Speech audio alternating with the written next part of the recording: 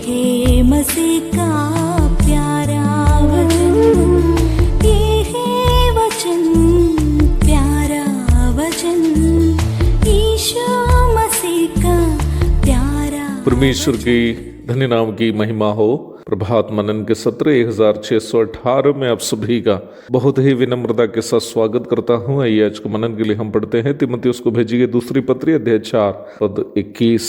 जाड़े से पहले चले आने का प्रयत्न कर, यूबुलुस और पुंदेस और लीनुस और क्लौदिया और सब भाइयों का तुझे नमस्कार। कल के मनन एक प्रश्न के साथ हम समाप्त किए थे।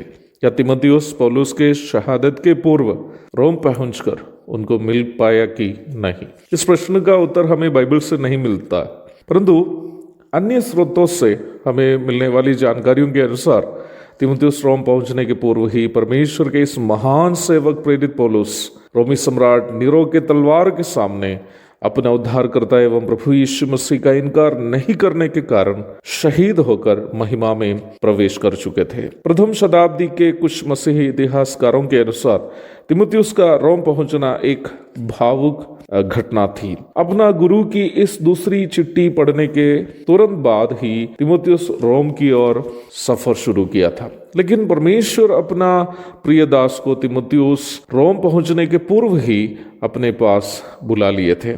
जब तीमुथियुस रोम के जेल पहुंचकर पौलुस की खोज की, किसी सिपाही ने उनसे इस प्रकार पूछा, क्या तुम ही हो तीमुथियुस? तीमुथियुस ने जब सकारात्मक प्रतिक्रिया की, सिपाही ने आगे इस प्रकार कहा, पौलुस रोज तुम्हारा ही इंतजार करता था। मुझे ये नहीं पता कि उस माहौल का तीमुथियुस ने कैसे सामना किया, पर मुझे इस बात पर बिल्कुल शक नहीं है कि सेवा के प्रति पौलुस का समर्पण और यीशु मसीह से उनका प्रेम आदि प्रभु के लिए अधिक सेवा करने हेतु अवश्य तीमुथियुस के लिए एक प्रेरणा बनी होगी। जब पौलुस का गला काट रहा था, दुष्ट सम्राट नीरो को लगा होगा कि वो पौलुस को और उनके द्वारा प्रचार किया गया सुसमाचार का सत्यानाश कर रहा है, परंतु न पौलुस का सत्यानाश हुआ न ही सुसमाचार का। सत्यानाश तो नीरो का हुआ। ईस्वी 68 में राजगद्दी में अपना 13वां वर्ष में रोम के सनत ने नीरो को देश के दुश्मन के रूप में घोषित किया।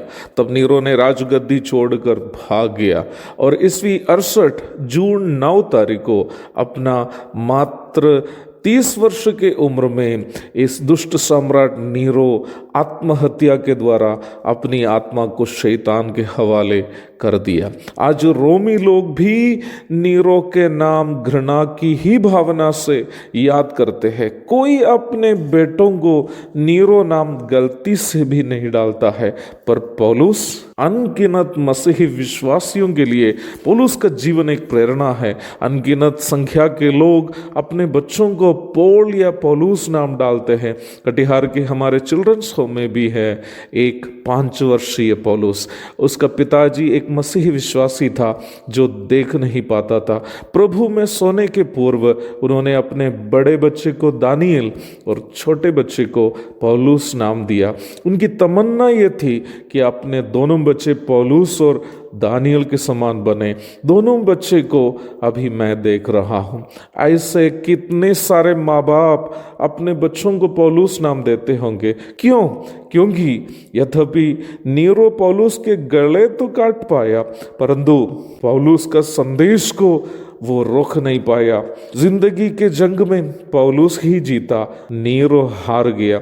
पौलुस के अंतिम शब्दों पर आप ध्यान दीजिएगा, मैं अच्छी कुश्ती लड़ चुका हूं, मैंने अपनी दौड़ पूरी कर ली, मैंने विश्वास की रखवाली की है। भविष्य में मेरे लिए धर्म का वो मुकुट रखा हुआ है जिससे प्रभु मुझे उस दिन देगा, और मुझे ही नहीं वरन उन सबको भी जो उसके प्रकट होने को प्रिय जानता है। क्या आप जानते हैं नीरो ने आत्महत्या करने के ठीक पूर्व क्या कहा था?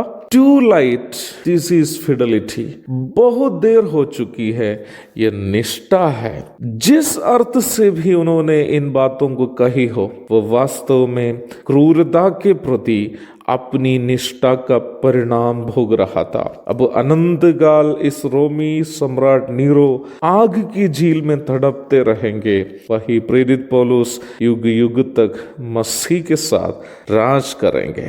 पौलुस का कहना कितना सही था, मुझे जीना मसीह है और मरना नफा है। मुझे सुनने वाले प्रिय भाई बहनों, मसीह के लिए जीना कभी नष्ट न होगा। दुनिया में सम्राट के पद पर भी रहो, परंतु अगर मसीह जीवन में नहीं है, आपके जीवन निराशा और दुख से भरे जीवन होंगे। परंतु इस संसार में कुछ भी नहीं हो, खाली पर्स हो, बैंक में कुछ नहीं हो, अच्छा मकान नहीं हो, कोई बात नहीं, यीशु मसीह है ना साथ में, तो जीवन सफल हो गया। एक और शुभ दिन की धन्य कामनाओं के साथ आज का मनन का मैं यहाँ पूर्ण विराम देता हूँ। तो आप सबको आशीष दे। जय मसीह की। मारानाथा।